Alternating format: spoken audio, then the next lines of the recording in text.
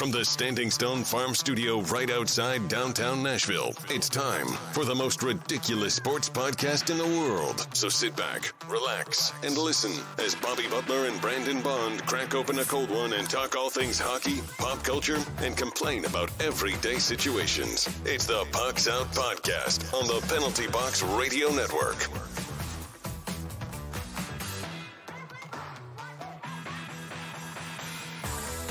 Welcome into the most ridiculous podcast in sports and pop culture. I'm Bobby. He's Brandon. Hey-o. You can find us on the three majors of social media at Pucks Out Pod.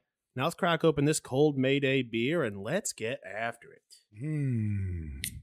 Pucks Out is powered by Mayday Brewing, the official beer of Pucks Out Podcast. Visit them and try out their new beer, Silk Mill Oatmeal Stout, starting on October 13th. And don't forget bingo every Thursday at 6 and yoga and beers on Saturdays. I'm excited to try that new stout. Yeah, I'm not, but I'm excited to try it for you. You always be bringing IPAs on the pod, so happy to try it out for. I mean, you know, if it's as good as all of Mayday's other beers, though, I mean, it's gonna be fantastic. When I was talking to Sass and we forgot to talk about this, you know, Mayday is the official beer of the podcast. For all of those listening at home, we do not yet have an official wine or an official malt liquor or an official liquor. So, you know, just keeping that in mind. I'm not a seltzer guy, but we don't have an official one of those either. I'll drink it. We got to get on with Mad Dog 2020. They seem like the kind of liquor for us. Oh, that is, yeah. That's it. I'll be reaching out to their reps. Yeah, official food. We do not have an official food yet. I'm just throwing this out there for somebody at home that's listening. So I'll be reaching out to Taco Bell. Yes, please do. Or Cookout. Yeah. Every Tuesday, we got Mayday, Mad Dog, and Taco Bell. Our lives will spiral. That is it. And Boone's Farm. No, I'm just kidding. We're clearly a Franzia podcast. Yeah. Today we've got our Pacific Division preview. So we're excited for that. Don't forget to check us out on What a Maneuver and Patreon to support the show. How are you this week, bud? Pretty good. Beach was awesome. As you can expect, it's the beach. Got drunk and spent way too much money. As you can expect, that's pretty much just lived my best life this past week. How about you, man? What you got going on? We my mom did a nice little barbecue. She at her new house, and first time using the grill for like something like that, and it was delicious. Nice. So that was awesome. You know, we had a Boston butt in the freezer that we had to use. And other than that, just hung out, watched some football. Yeah, I did watch a lot of football. Yeah. Well, on Sunday on the ride home, I'd driven up to Pennsylvania and back. And then I had 2 days where I didn't drive and then drove down to Panama. We got about an hour outside of, it kind of got us out of the city and went to Whataburger that morning. And dude, I was just beat. And Stephanie was like, "Yeah, I'll drive for you." And I was like, "That is so perfect." Yeah. I mean, it was literally gonna be 2,000 miles in like 7 days. And so I was so happy. I sat and watched Red Zone on the way home, and it was glorious, man. Yeah. So I didn't even really miss any football. Pretty good weekend gambling too. I had a pretty good weekend. Well, I don't think I gambled at all this weekend. I was, just kind of I did the promos the first week and kind of haven't gone back. But this weekend we're driving out to Atlanta, the wife and I, for a Washington versus Atlanta game. Oh yeah, we got a beer fest. Yeah, this Friday. Friday we do that, and then I got to wake up the next morning and drive to Atlanta, so that should be fun. Luckily, that was the deal because the wife's driving back because we're leaving immediately after the game on Sunday, so she's driving back after the game because I will probably have a few beers at the game. Maybe a few beers. This is Mercedes-Benz Stadium is the one with like regular prices too. I mean, so that's awesome. That'll be fun. Yeah. So, but all right, let's jump straight into the news. Everything you need to know about what's happening on the ice. It's time for news from inside the boards.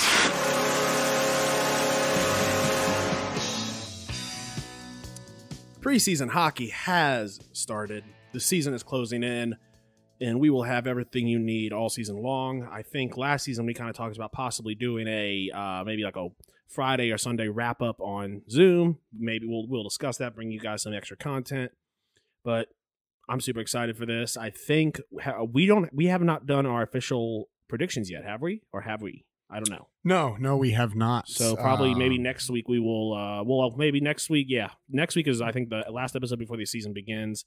So we'll just do our regular episode since we have another division to preview, and then right after we can just record a quick 30-minute prediction, 15, 20-minute segment that we can release separately. Yeah. I mean, instead of boosting up the regular pod. Yeah, because we've also got fantasy beginning next week as well. So yeah, we'll do that. We'll do the prediction show. Kirill Kaprizov signed last week, right after we recorded. He signed right prior to training camp. He's got a 5-year, $45 million contract. They needed him. Yes. Yes, they did. Yeah, and even if he had been late, a lot of times it shows that when players hold out and they're late to training camp, they suffer in the regular season. And a slow start for Kaprizov means a slow start for the Wild. Well, he's a Russian. Does he even train? Do they even train? I think they drink. Right. I mean, you can do that at home. Yeah. He doesn't have to be in game shape. He had vodka at the house. Yeah. But a slow start for him probably means a slow start for the Wild. And a slow start in that division is not great because outside of Colorado, everyone in that second tier are kind of on the same level, and you don't want to get behind in that division. Yeah, especially to a couple of teams that could be dangerous if they get up ahead early. Go ahead and read this last one, and then the 2022 Winter Classic at Target Field in Minneapolis is to be played at night. It will be the first time it's been played at night. I wish we could go. Sick. Oh, that's so sick. We can't do it, Bob. As much as I'd love to, we can't do it. We're going to Columbus. Well, hold on. So I bet tickets from Columbus to Minneapolis are cheap, and it's like we could probably just run. Yeah. Just jog up. I mean, honestly, it is. What's the Uber prices from Columbus? It's irresponsible of us not to. That's what I'm saying. Yeah. We'll follow. We'll let you guys know. We'll let this settle for a little bit. We'll let you guys know. But I was going to say, Henrik Lundqvist. Yeah, the Kings jersey is to be retired by the Rangers on January 28th. Well deserving. Probably one of the greatest Rangers to ever play the game. Yeah, that's a tall order. I mean, he's obviously, don't get me wrong, he's great and he's amazing, but there's been some pretty solid Rangers over the years, for sure. But well deserved, most certainly. Gotta love Hank, right? Yeah. I put my money where my mouth was last week. Got futures bets on the Islanders to win the Cup, and I also went with do the Penguins make the playoffs? I got no. I got a little positive money on no. It was plus 215 for them to not make the playoffs. I feel like that's good. That was good price for, they may make the playoffs and I may be wrong. But I mean, that's good money if you can get it. For sure. 100%. All right, so let's move outside the NHL. Now that you know what's happening inside the boards, time for the rest of the headlines with news from outside the boards. Rough start for the Kansas City Chiefs. Yeah. Definitely. And here's the thing: it's not that they haven't looked horrible. It's just this past week they didn't look like them. No, for sure. Patrick Mahomes didn't look like himself. I think he's finally. I mean, I'm not saying he's back, but all those plays that everybody's saying, they're gonna catch up to him. Yeah. I mean, a bunch of dumb interceptions. Like it just seems like they had that game. Now that is to take nothing away from Herbert. Herbert is looking good. Mike Williams is looking healthy. The Chargers defense looked good. Really intriguing play calls right there at the end to give the Chiefs a chance. Yeah. Why not run it down and kick a field goal? It worked out for him, I guess, but it was very, very intriguing. 30 seconds is enough time. Just ask San Francisco. But we actually had 2 NFL records this weekend.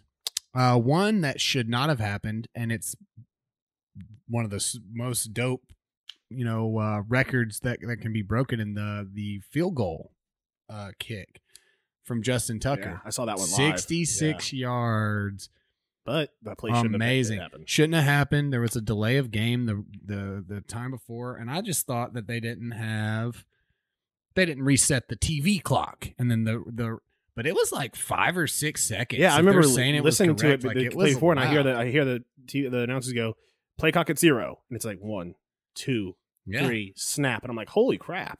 Yeah, it was a good bit. I mean, it should not have happened, but obviously, a 66-yard field goal is impressive. Yeah, impressive. And then we had a 109-yard missed field goal return, which ties third. Yeah, technically, because that's the longest you can have. Never get it. Yeah, you can never get any longer than this. So I mean, that's why it's every time it happens, it's a record. One thing I was thinking was funny because that return was off of a 68-yard field goal attempt. Yes, and I was like, imagine if he had made that. Justin Tucker kicks his field goal, goes to the locker room like, I'm the leader, and then he gets locked in like they're like, oh, you actually don't have the record. It's like, dude, that was super dope. You are number 2, but he's like, what? Yeah.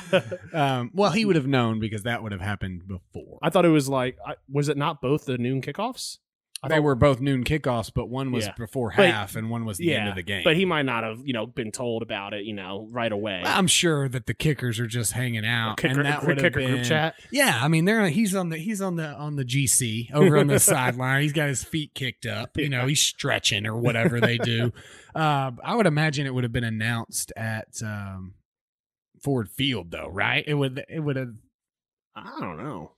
I mean, it would have definitely been up on like. In a different game, a different game. Yeah, like they show highlights at NFL games. Like you see a record, like one of the bigger records in the it would be like when Tom Brady passed that 50. When he passed 50 touchdowns and broke the record, you would have had to have imagined that they would have shown that at games. Probably. If it happened. You know what I'm saying? So that's a pretty big record. Maybe he wouldn't have, though. I don't know why we're arguing about whether or not Justin Tucker would have been privy to the So a couple of cool plays. Lots of, I'll tell you, and I love it. Lots of teams going for it. Yeah. And finally we got some football. Why are you punting it on your 40, dude? One thing I did find funny. So I was watching the Matt Prater kick attempt his field goal at 68 yards, and I remember I'm sitting there with my wife and my mom, and I'm like, he ain't making this. I mean, it's Matt Prater. He ain't no Justin Tucker up there or he used to be Yeah. Matt Prater. But now he's just like, Matt Prater. He's a great field And then he goal misses it, and I'm like, yeah. And then Justin Tucker makes it, and I'm like, I called it. Like, I felt really good because you had mentioned Justin Tucker. Yeah. I was like, all right. Well, and he missed an easy chip shot earlier that game, so that had to feel good. Lions had a couple of rough goes of it. I think they are looking for fairly okay for what they've put on the field, for what they have. They're still the Lions, though. No, I'm not telling. I will say, and I'm going to save it for what snapped my stick, because I just thought of it and I was struggling to find one today. But anyway, it's about that time of year, the annual tradition of the AP poll voters overvaluing Notre Dame, and I say this as a Notre Dame fan. They've had. Is anybody really a Notre Dame fan, though? I mean, you're kind of just born with it and you just stick it out. Yeah, it's like Maybelline. Yeah. But yeah, so it's very clear. This happens every year since my entire life. They start the season after a rough, end of the prior season, usually in the playoffs or a bowl game. They either, what happens is one year they have a really good bowl game against, maybe like Nebraska or something. The next year, like, oh, we'll give them a better bowl game against like an SEC team. Then they get demolished, or they make the national championship and get blown out. I mean, bowl games don't get given like that, though. It's the the team or the whoever's hosting the bowl picks. It's like a draft. Well, yeah, but I mean, then Notre Dame gets to pick. If they get invited to like 18, 20 bowl games, I think Notre Dame gets to choose which one they want to go to in that. I don't think it works like that. I know. With like MTSU, they got invited to 4 bowl games, and they got to say it's like we're going to pecking order. We're going to go to the Hawaii one because a bunch of our players never been to Hawaii. It's like the pecking order thing. So obviously with Notre Dame, they're not getting invited to the some Outback something. They're getting invited to like a Peach Bowl. It might be like the thing is, it's like the possible options because some like the Rose Bowl, unless it's the national championship game, it has to be like a Big Ten and a Pac-12 team. Has to be. Okay, so I remember like 2 years ago, that rule is correct for everyone except Notre Dame. That Notre Dame kind of gets like a free pass where if they are if a Big Ten team gets in and they're like number 5. And there's no whatever the other requirements supposed to be at around their level, and Notre Dame's like number 6. They can have Notre Dame in there, which is another one of those Notre Dame exceptionalists kind of thing where it's like, oh, they get another pass. But yeah. But anyway, continue your. But yeah, so it's listen. If you're watching this and you watch college football, Notre Dame is going to do well. They might go undefeated, but they're not that great. The coaching's not that great. They don't have nearly as many 5-star players as the big SEC schools. So they've been doing pretty good ever since he threatened to murder all of them, though. Yeah, I bet. Maybe that's been Saban's secret. Yeah, exactly.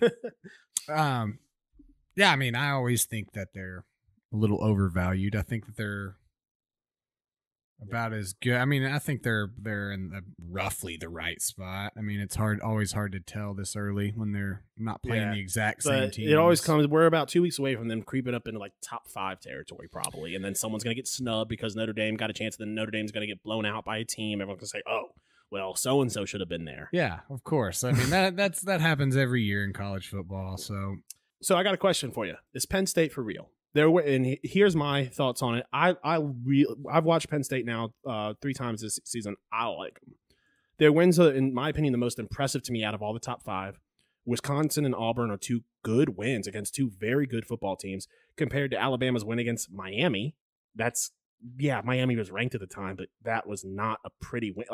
That wasn't a good Miami team. Now they did play a good Florida team. I think Florida and Alabama will be the SEC championship.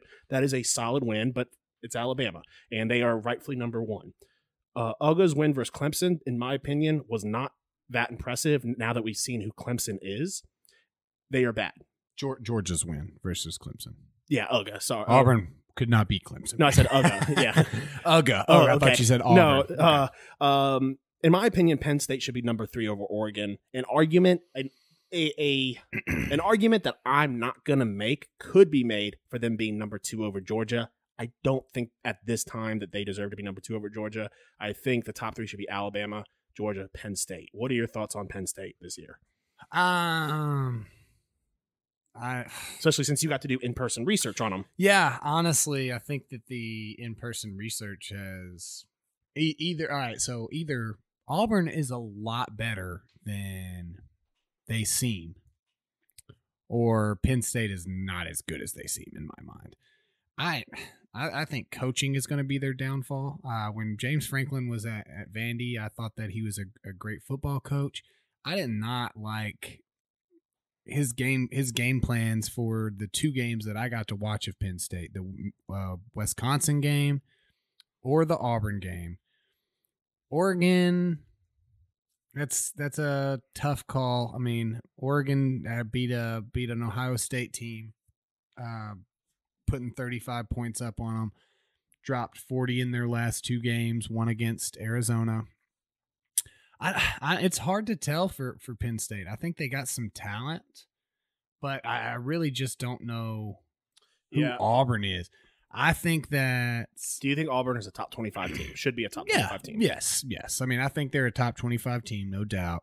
But I don't think that they're... I mean, we're not going to be vying for any SEC championships or championships or anything like that. So do you think this week they got Indiana? I think that's should be a win. That should be an easy win for them. Then they've got number 5 Iowa. That's going to be a good game. I think they leave with a win with that. I'm looking at the rest of their schedule. I think they easily beat Ohio State.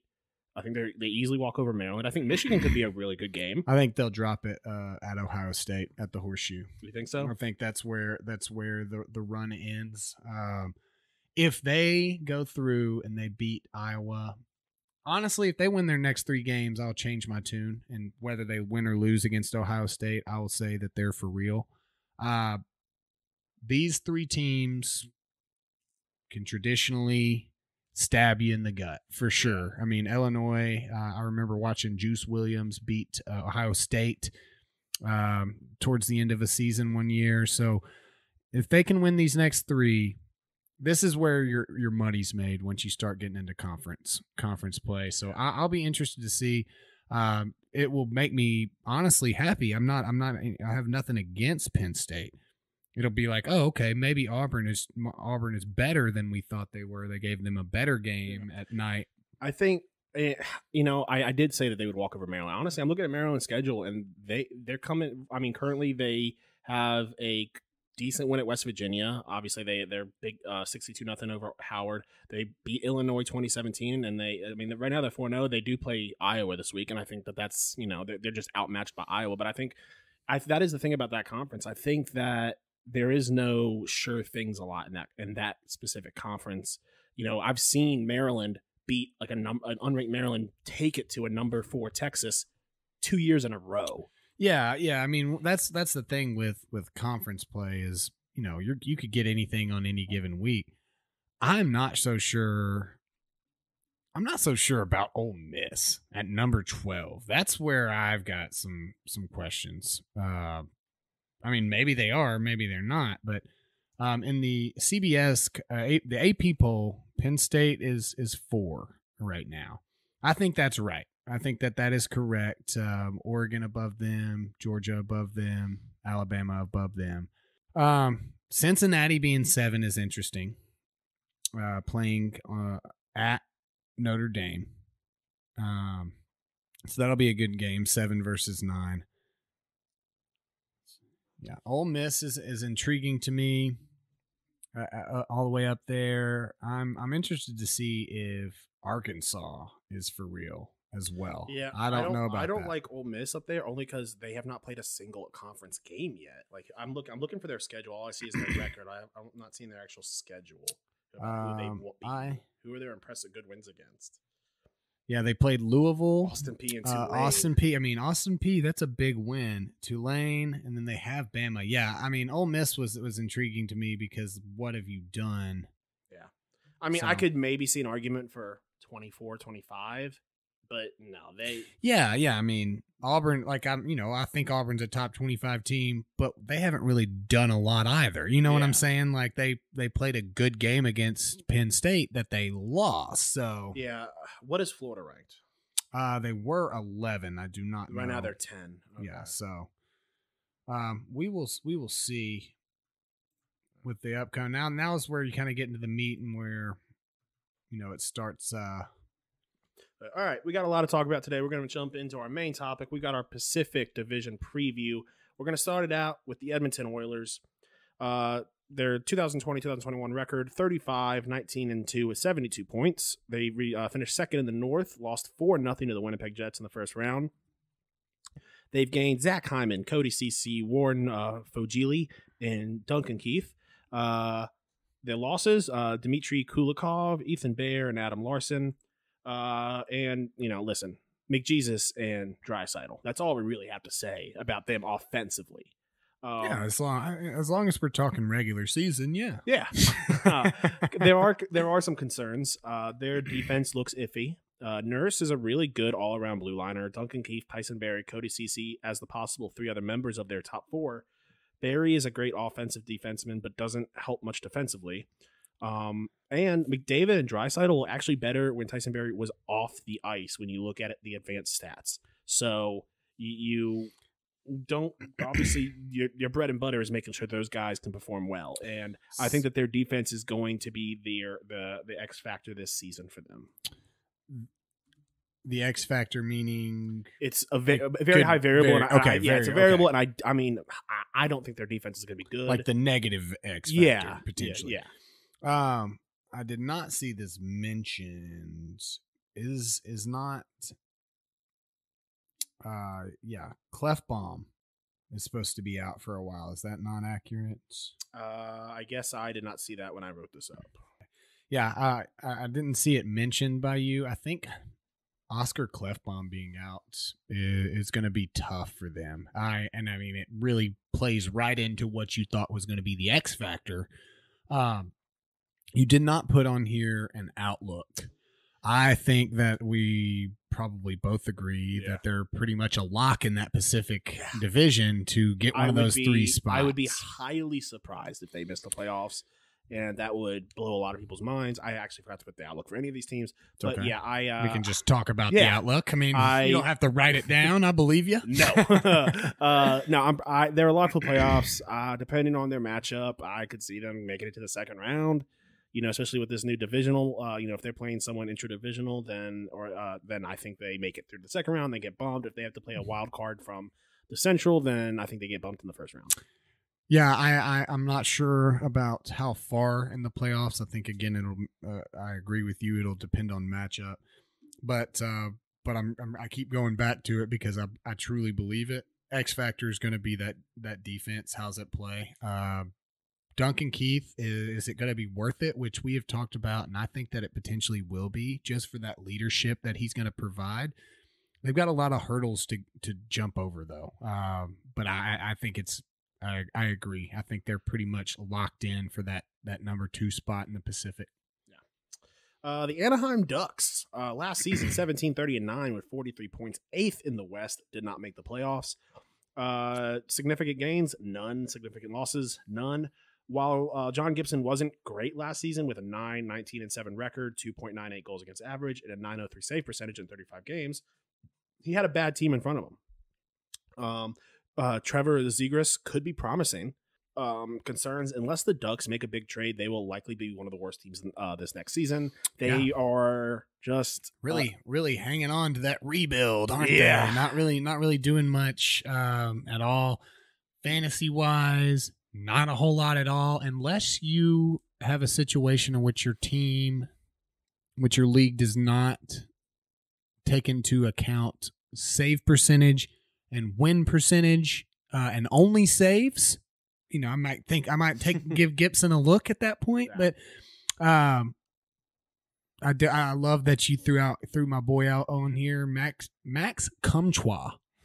So, in case you didn't know, that's how it's pronounced. I forgot to actually read that. Yeah.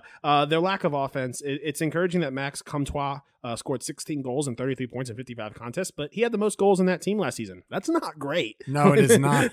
No, it is not at all. I mean, for him to say, I got a scoring title last season in Anaheim. Yeah. I mean, you just don't mention that part. Like, I was a goal leader in the NHL for my team. No big deal. I'm like, I'll tell you who really needs to step up this year, though. Ricky Rax. No question. Ricky Raquel needs to. I was trying to think of his name, and for some reason I kept saying Ricky Fowler. Like, I was mixing Cam Fowler and Ricky Fowler. Fowler's a golfer, I think. Yeah, he is. Ricky Fowler played about as well for the Anaheim Ducks as Ricky Raquel did.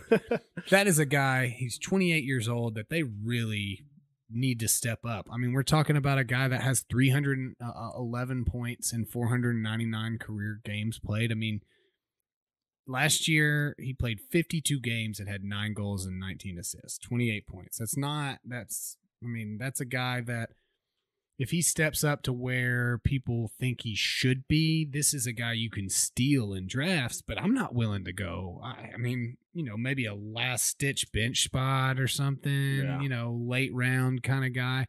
I am going to be massively avoiding this team unless they make completely different strides, in which I'm going to be okay grabbing folks off of the waiver wire there. I mean, maybe in a keeper league if you can get Zegras. I mean, maybe in a dynasty league you grab them, but maybe. What's your outlook this season? I'm going to say last place in the division. Okay, I think they do not make the playoffs either. All right, on to the Seattle Kraken. Last season, they went 0-0-0, winning 100% of their possible points. I love your significant gains, though. They gained a team. Their loss is technically Vitek Vanacek, given that they took him in the expansion draft and then traded him back to Washington. So seems interesting that Washington didn't just be like, "Hey, we'll just trade you this to not take anything." Like weird, but so it is Seattle, though. They are weird folk. Yeah. So they've got 6'3" Adam Larson, 6'4" Hayden Fleury, 6'5" Carson Soucy, and 6'7" Jamie Oleksiak. Those are big D guys, and they are pretty good at their job. They're also good at defense. Being backed up by Grubauer and Dreider should make the Kraken hard to score against. Should be a physical, conservative play style team. Concerns, obviously, devoid of skilled forwards and no guarantee that they'll find a William Karlsson or Jonathan Marchessault player like Vegas did. They will not, in my mind. And now I'm gonna go back to is it Dreiger or Dreger? Dreger. I don't know, man. You're the one who always says don't question when I say names. Dreger. Well, I'm gonna question it when you say it. It's you don't question yourself. Yeah, I mean you didn't question it when I clearly butchered a name early on. When I said Fogili. Warren Fogili. Warren Fogel. Because first of all, that is better. You've made the name better. So why would I question that? Fogili? Okay. Must be Italian. All right. No, a lot of they have some guys. I would be interested to see what a guy like Yarncroke can do. Yeah. I mean, a guy that we're much more familiar with.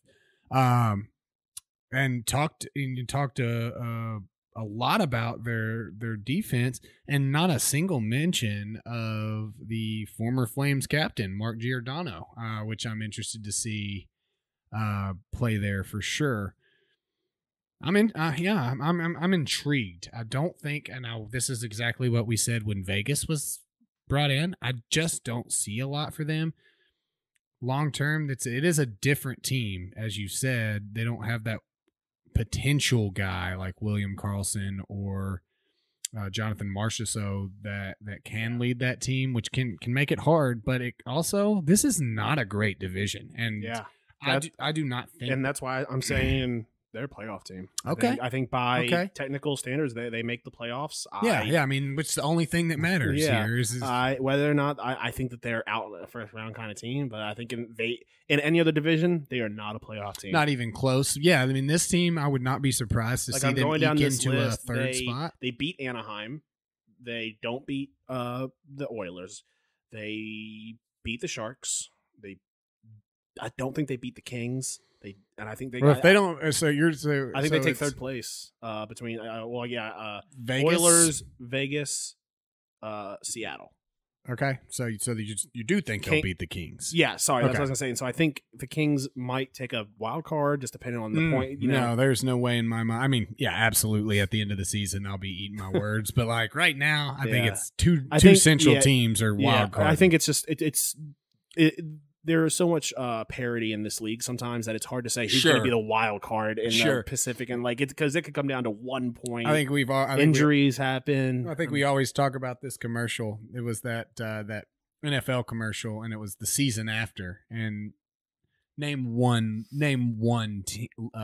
division better than the AFC East, and it's when like the 9-7 Patriots went. Like it was like a really bad. So I mean, yeah. That can absolutely happen, but if we don't sit here and talk with confidence in what we're willing to put forth, I just don't see them as a playoff team. I don't see any wild cards. I think them and the Kings will be competitive for that third spot. I think that's their only competition for that third spot. I do too. And I mean, it could come down to the last couple games of the season. I don't think either of those two teams are getting that last spot. You think Vancouver? I think Vancouver or Calgary, or one of those two are going to slide into those spots. Well, we're going to move on to the San Jose Sharks. 21-28-7 with 49 points last season. The league has said there's no proof that Evander Kane bet on his own team. I will say, though, as I was getting out of my car to come in here today, I did get an alert that there has been some new updates. Okay, so it's changed. But no, it has to do with him violating a different rule. Different policy. I think he violated a COVID protocol or something. Just he's got a checklist of protocols. Sure, he's got to. I mean, if you don't break a certain amount of rules in a week, I mean, there's a lot of guys that are saying they're not coming back to this roster. Do you think that's accurate? What do you think that the Sharks will do about it? I don't know. Maybe move to Houston. Yeah, the Houston Sharks. Result: they were finished 7th in the West. They did not make the playoffs last season. Their gains: Nick Bonino, James Reimer, and Aiden Hill. Losses: technically, Marvin Jones leaving counts as a loss. Martin. You said Martin Jones. I don't know why. He is left playing football in Jacksonville. He's playing goalie for the Sharks. Can't be much worse though, if we're being honest. An improvement. If we're being honest. I don't know. I like Aiden Hill. I think that I do. I like James Reimer and Aiden Hill. I'm actually I've got a little bit about that. Jones leaving could be a plus. 3.04 goals against average and 8.96 save percentage in 137 contests over the last 3 seasons. With Reimer and Hill, their goaltending went from a concern and, in my opinion, now to a positive. They've got not all-star, but solid goaltenders for a team that needs something. Concerns, not much else is good for them. 25th offensively last season with 2.61 goals per game. I was going to say goals is what they need. And their best forward may never play again on ice. He'll get plenty of play time off the ice in Vegas. But this is my opinion, the biggest issue with them. They've got huge contracts that are not being lived up to. No. Brent Burns, 36 years old, with a 4-year, $8 million cap hit remaining. Marc-Edouard Vlasic. Vlasic, I guess I misspelled that. 34, 5 years at $7 million cap hit remaining, and Erik Karlsson, 31, 7 years at $11.5 million cap hit remaining. None of those guys are performing anywhere near, and that Erik Karlsson makes me sick. Yeah. I mean, at least the Erik Karlsson thing was like, okay, well, I mean, you swung and you missed. I just do not understand the $7 million Vlasic hit, if we're being completely honest. They're just not, I mean, this has been their problem for years. I mean, the past few years is they got all their money tied up. They're trying to rebuild, but how do you rebuild? You can't rebuild when you got most of your money tied up in 3 guys behind the blue line. The blue liners is where all your money's at. And a guy that could have been great in this league. And Evander Kane, like him or hate him, he was a good hockey player, and now all the problems surrounding him. I don't know if you gave your outlook. My outlook is not making the playoffs. Yeah. Let's see. I'm looking at his new allegations. The NHL said last week that they cleared Evander Kane of allegations he'd gambled, but it revealed that there's 2 new inquiries that stems from that investigation. So he's like, he's like, dude, I'm good. Honestly, though, the gambling thing is, that was gonna hang over his head for sure. I think it still will. Honestly, I think that makes the league look bad, and so it's kind of the thing that if it's not like public knowledge, they're gonna try and brush under. Well, I'm saying if they prove that he gambled, they could just kick him out forever, and it would be no problem, no question. Nobody would argue it. But, so now, COVID protocols. The first one is serious accusations relating to his past behavior toward Miss Kane, and the other involved allegations of inappropriate behavior, potentially jeopardizing the health and safety of club members. Is his wife? They're going through a divorce. Okay, well, I think the divorce. She's still a Mrs. And so here's the thing: it says the divorce played out very publicly. I think the divorce is now done. I think it had just. So she's just still Kane, though. I think she kept the last name for their kid, but that's gotcha. But wow, is their kid done? Is he going to be confused if she changes her name later? Or? Who knows? Well, hopefully she doesn't get married again. This kid is going to be all kinds of screwed up. He's like, "Who are you?" Just hyphen it. But do the triple hyphen with their maiden name. Yeah. Serious accusation levied by both parties toward each other. According to multiple sources, the second investigation involves a possible violation of COVID protocols. The possible violation being investigated is unknown at this time, but Evander Kane said during his last meeting with the league that whatever he is in trouble for, he doesn't know what the allegation is, but he didn't do it, which is to me not something you should say in that way. I don't know what you're talking about, but I 100% did not do that. Because the allegation was you went outside to save a kitten out of a tree without a mask on? My lawyer says I did not do it. Didn't know. No, I have no money. My lawyer is. I have a This is just a guy. Yeah. I have a reputation to uphold. I did not save any kittens without a mask on. I saw any kittens at all. Yeah. I killed a kitten last week. Oh, dang. I'll plead the fifth. The guy's like, I'm not even a lawyer. I just played in my cousin Vinny. I'm just an actor. I'm just a guy. All right, moving on to the Los Angeles Kings. Last season, 21, 28, and 7 with 49 points. Significant gains, Philip Deneau, Alexander Edler, and Victor Arvidsson. Losses, none. Promising young talent. Forwards Quinton Byfield and Alex Turcotte might both make significant impacts this season as rookies. Defenseman Tobias Bjornfot and Mickey Anderson both earned roles with the Kings last season, with Anderson ending up on top pairing, and that duo should continue the development. Lots of good talent in the farm system. A rebuild done right. The future is bright for this team. There are concerns. 27th in the league in 2021 with 2.54 goals per game. If the young talent does not perform, then they'll be bottom of the league. Kopitar is 34 years old, and Dustin Brown will turn 39. So don't count on them to lead this offense as far as point-wise. I disagree. I'm always a big Kopitar guy. I think that he is going to be a leader on this young team. Yeah, I think he'll be a leader in the locker room, but I think on the ice, I think that his best days are well behind him. I don't no. I mean, we're talking about a guy that recently won the Selke year or two ago. Maybe. Was in the Hart Trophy race. I think that with the guys that he has around him right now, I like this roster a whole lot. They've done a correct. I guess the way I'm looking at it is I'm playing off of the fact if the young talent steps up, Kopitar can play his game. If the young talent does not step up, then he's putting too much on him. Sure. Yeah, I mean, so that's more where I'm coming from here. Yeah, and I think that and Davey has talked about this quite a bit. Cal Peterson is going to be a great goalie. I like this team. I think they. Now thinking on it, man, it's tough. I really like this roster. Yeah. Like looking over it again. Now after thinking about it, I think that remembering Cal Peterson, I think I go back and I amend my Seattle making it. I think Kings make it in that third spot, and I think that Seattle just misses it. They'll need a wild card, and I don't think they get that wild card. I still can't just throw the Flames and the Canucks under the bus, but I think this will be I think this will be a three-way race right here, and I'm much more leaning towards the Flames than I am the. But looking at this roster. No, I'm with you. Let's go Kings third spot for me as well. Okay. Las Vegas, the Golden Knights.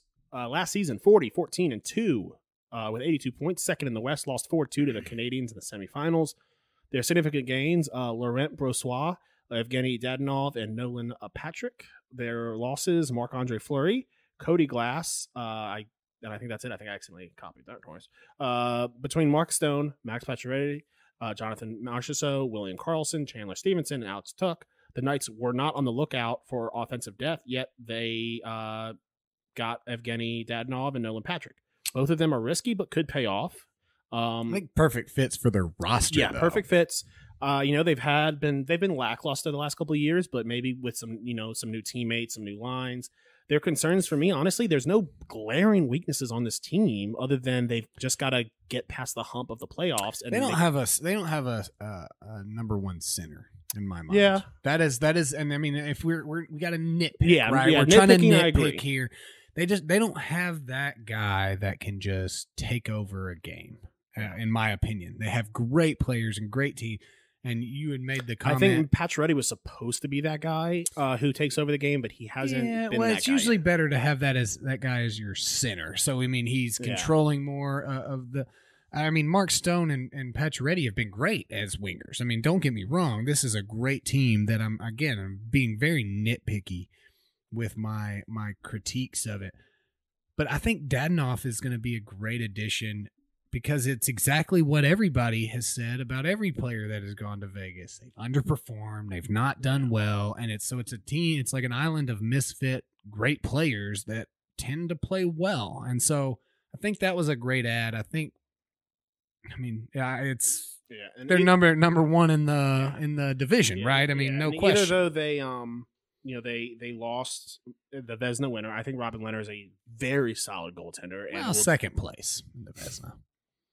I've changed it up in your head canon. Yeah, exactly. Dude had a great season, but he was second in the Vezina. So. You heard it here, folks. The Vancouver Canucks last season 23-29-4. 50 points, 7th in the North, did not make the playoffs. Significant gains: Yaroslav Halak, Connor Garland, Oliver Ekman-Larsson, and Jason Dickinson. Significant losses: Alexander Edler, Braden Holtby, Nate Schmidt, Luau Eriksson. Ranked 24th offensively with 2.64 goals per game last season, but even still, their top two lines look like their biggest asset. Pettersson should be back from injury and be a big boon for them. Ekman-Larsson could be a huge, but it comes with risk considering his defensive struggles lately. Concerns: their blue line is still up in the air, and I think that's their biggest question there on that team. I'm great write-up for sure. I'm very intrigued that you didn't start a new column for just losses and put Holtby in that, because I don't know if that's a significant loss. Halak, great get. Garland, great get. I agree with your commentary on Ekman-Larsson. I think he'll be a great ad. I do not like the losing of Edler for them. That has been a good mainstay piece on their blue line for sure. Everything that I said earlier about Vancouver potentially being in that running for a playoff spot hinges on Pettersson in my mind. I mean, if Pettersson's not healthy, then I don't even think they're in that contention. Obviously, as we saw last year, Brock Besser, they need a good year from him, man. He was supposed to be that guy, and he just really wasn't last year, which was concerning. I think Halak is a great goalie, though. I think that's going to be a great ad for them. I think, obviously, as we've said, I think miss the playoffs because I don't think they're getting in a wild card spot, and Kings are looking strong right now to me. So. All right, Calgary Flames rounding out the division. Last season, 26-27-3 with 55 points, 5th in the North, did not make the playoffs. Significant gains: Blake Coleman and Nikita Zadarov. Significant losses: Mark Giordano. Amazing forward core with Johnny Gaudreau, Elias Lindholm, Matthew Tkachuk. Hopefully Monahan can bounce back. Concerned: defensive depth is an issue. Giordano is gone, and can Noah Hannafin, Rasmus Andersson, Chris Tanev, and the newly acquired Nikita Zadarov step up to fill that hole that he's leaving? Yeah. I mean, losing Giordano right there that's a tough loss for that team for sure. Blake Coleman, I think, has been a great ad, but I mean, you said it right there. One of the best top lines in the league with Lindholm, Gaudreau, and Tkachuk. I'm interested to see how their defense holds up as well. This is my next choice. I would not be surprised if the Flames took that third spot from our Kings. You like how I did that? I called them our Kings. I'll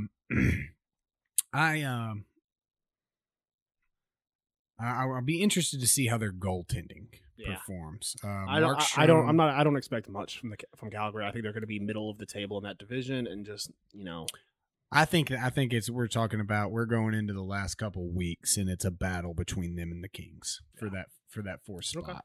Okay. I could see that. But all right, that wraps up the Pacific Division. Next week we'll round this series out with the Central Division. And then we go right into the regular season, and we will be giving you our games of the week and so much more. I'm super excited about it. Let's jump into what's snapping our stick. Bobby and Brandon are about to find out exactly what snaps their sticks.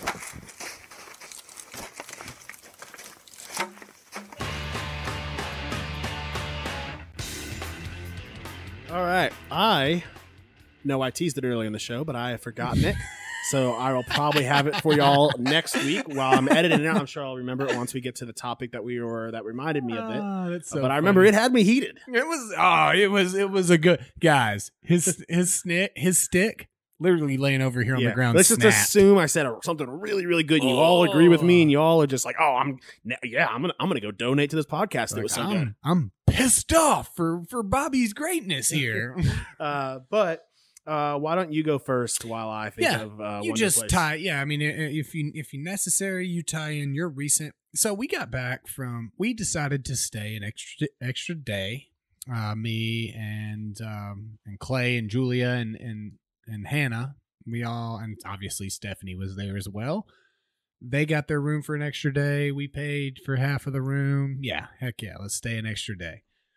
Well, we go out, we go to Pier Park, and we get drunk, and we go eat, and, having a good time. We've been $1 beers at one place. It was sick. Yeah, I mean, a good night.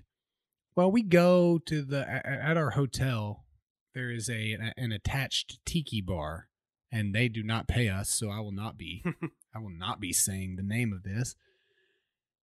And they have football on, and there's a bunch of people at the bar, and there's a drunk guy there. It's a bar. There's a drunk guy there. He's being loud about how he has, he's been there all day, and keeps yelling out his room number and 304. Yeah, I mean, putting people's drinks on 304's tab or whatever. I've been there. Hey, I've been that drunk guy. Well, he, gets to talking to me, and he offers to pay for my drinks. I'm like, hell yeah, obviously I want that. Well, not that I need it, but I mean, yeah, you're going to pay for my drinks. Hell yeah. He decides to, right as it's about to be paid, he was like, I mean, I guess it's on the bartender was like, do you want his drinks on you? And he was like, no, what? Like, who? I don't even know who this is. Like, it's like, okay, well, like I had my money ready because I figured your drunkiness would do this. And he just starts jaw flapping or whatever. I was like, bro, I don't know what you're talking. Like, you offered. Like, I don't need your money, 304 or whatever. And he's just jaw flapping more and more and more. And it circles back, and I'm getting more drinks, and he, is still smack talking, and, I'm kind of ignoring him or whatever. Well, it circles back that he's now going to offer to buy these drinks. And I was like, to the bartender, because at this point, I'm locking it in. Yeah. It's like, you heard him, didn't you? Yes. Everybody's heard him. He's trying to start. Well, apparently, I didn't hear this. And he's probably lucky that I didn't. Not that I care, because I was just there to put money on 304's tab. He leans over to the other guy who he doesn't know. He's known for a while because he's been buying him drinks all night. But he leans over, and my sister hears him say, you want to jump this guy? What the? And the other guy's like, what? Like, no. No, like, you're wasted. Like, first of all, even if we did want to jump him, like, this guy is not going to just let you jump. So I'm laughing at it because I said his room number. He's like, how'd you know my room number? I was like, dude, you've been screaming it. Like, everybody at the bar was also on my side. Like, dude, you've just been yelling it. Like, what are you talking about? Like, what are you even? The other guy's like, no, like, this dude has done nothing to you. And so it was super funny, but like, what a joke, right? Like, for sure. Be wasted drunk. No problem, dude. Do you forget to, offer to buy me beers? That was never the deal. But dude, you're going to lean over and try to jump me. Like, I know what room you stay in. Between my years of working at bars and being many years in bars myself, old dudes at bars just have come with the most high sense of privilege I've ever seen. It's because, well, and especially vacation bars, because that guy probably is not generally allowed to go by his wife. I would have to imagine that he has not told her how much he's putting on room 304. What if he's not even in room 304? That's just somebody else's room. That would make a lot more sense. So, I mean, Clay wanted to, because we told him they were not down there with us, and he was like ready to go fight the dude. He's like, no, I'm just gonna go see him in room 304. I was just gonna go say what's up to him. I'm like, dude, no, it's really not that big of a deal. The guy clearly didn't do anything because I didn't drop him, dude. I would have dropped this old man. I've had many run-ins with drunk old men at bars, and recently, actually, and I've told you about this. I'm at a bar with my wife and my mom, and we're watching the Washington game. I've got my hey. You're not just at any bar, bro. You're at Mayday Brewery. I didn't want to, let it known that there's like drunk, old drunk guys there. It's just the one, right? It wasn't was like the one. That can happen literally anywhere. Yeah. Okay. You gotta drop Mayday's name. Yeah. So we're at Mayday, having a great time, wonderful atmosphere, Bingo. Wonderful beer, bingo. And there's this one drunk old guy there, comes up and says something about football, and I'm just like, oh yeah, haha, cool. And then he says Washington's old football team name, and I'm like, well, it's actually Washington. He's like, no, it's not. It'll always be. Says the name again. I'm like, okay, well, he's got dementia, Bobby. And I'm like, it's literally not. I mean, they changed it. It's not like that's just like I feel you. You can call it whatever you want because your day doesn't affect me. Like I don't care what you think. I was like, yeah, I mean, you can call it whatever you want, but that's literally not their name. He's like, no. And I'm like, okay, well, I mean, it's not. And he's like, well, I should know. I'm a fan. As I'm wearing it. Do you think people just wear Ryan You probably Fitzpatrick? had your right. Yeah, you went in like within the last year.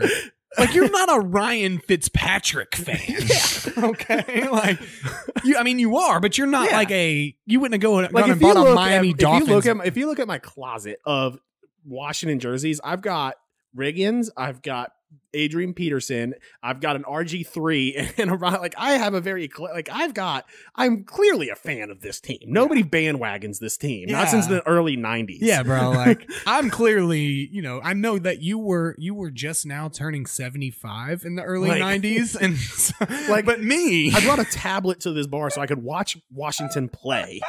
Yeah, I mean, and he's like, well, I lived in Virginia for 3 years. I know what they're called. I'm like, I think he thinks like, yeah, I understand what they were called. I hear this. They changed their name recently. This isn't like but I lived in the DC area for 13 years. This is like not a fundamental misunderstanding by me. This is not an opinionated. This is not well, we can agree to disagree. Like right, like I'm not. Yeah, this isn't like what should rules still be in play, and and I'm not gonna get too political with it, but then like my wife kind of calms the situation down. She kind of kicks me on the table and she was like, all right, you're getting a little much. You're a little drunk, and we don't want to have to take peel this guy off the pavement.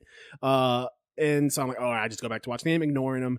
And they're just talking about the TV situation because right previous to this, the one of the waitresses came up and she said, oh, I completely forgot there was a Thursday Night Football on. I think next week we're going to start having all the games on, and get more. We're ordering more TVs because right now the TV they have is for their menu. She said we're actually ordering TVs to have the football game on. Yeah, it's like $15 just to order the TVs. And so he says, "Oh, I wish." We got to be making them boatloads of money. We got TV dollars rolling. So the conversation moves on, and I'm fine now. This dude is, but then he clearly wants to just start something because he's like, "Yeah, they changed the name of my high school." And I'm just like, I'm like, I've already understood what's happening. I know where this is going. I'm like, they changed the name to your high school to it no longer exists. And he's like, it used to be named after the great American Robert E. Lee. Now it's named after something else. I'm like, well, he doesn't even know. I'm like, well, I mean, Robert. I mean, it's like, well, I mean, there's technically. I mean, not an American, and he's like, right? and he's like, what? You don't like Robert E. Lee? Like, first off, a weird sentence to say to somebody. Just a weird, what? You're not a huge Lee guy? And I'm like, I don't know, man. I was like, he killed. Also, not like a big Ulysses S. Grant guy either. Like, take him or leave. I show him my tattoo that just says it has the face of Ulysses S. Grant. I'm like, no, I stand Grant. And I'm like, huge Grant. And I'm like, well, I mean, he killed a lot of Americans. And he's like, no, he didn't. He saved a lot of American lives. I'm like, and again, I wanted to go so much more, and I ended up saying it's. And I surrendering. No. Yeah, like, and so I say some things that like clearly piss him off, and I like just start making fun of Robert E. Lee, and he has his face like the audacity Rel. And so he's just like, and he looks around, and I just saw watching, and like at this point it's quiet, and he's like waiting for me to say something else. He's like thought of his comeback. He's like, I'm ready. And I'm just like, okay, bye. And he just walks away, and he tries to give me well, I'm a regular here, and I'm like, okay, bro, like I'm sure they wouldn't be happy if they found out you're harassing customers. Well, not only that, like you may be a regular here, but like, and you didn't even throw it back at him, like, bro, like no. These people give me beer to tout to like tell people about, man. Like, I'm not trying to use that like again, it's like So take your tucked in shirt and your high socks and your phone clip. Okay, Bobby. Now you're going below the waist. Okay.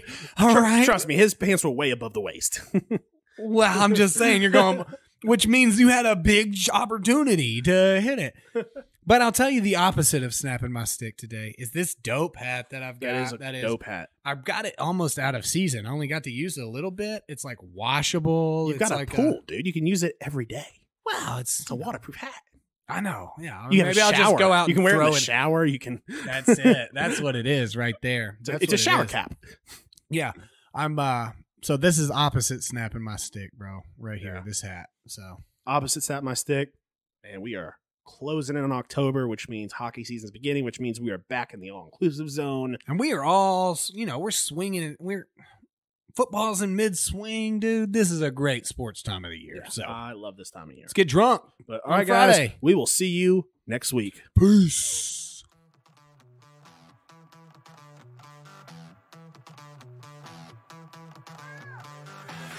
Thanks for listening to the Pucks Out Podcast. To see what other ridiculousness the guys are up to, check them out on Twitter and Instagram @PucksOutPod.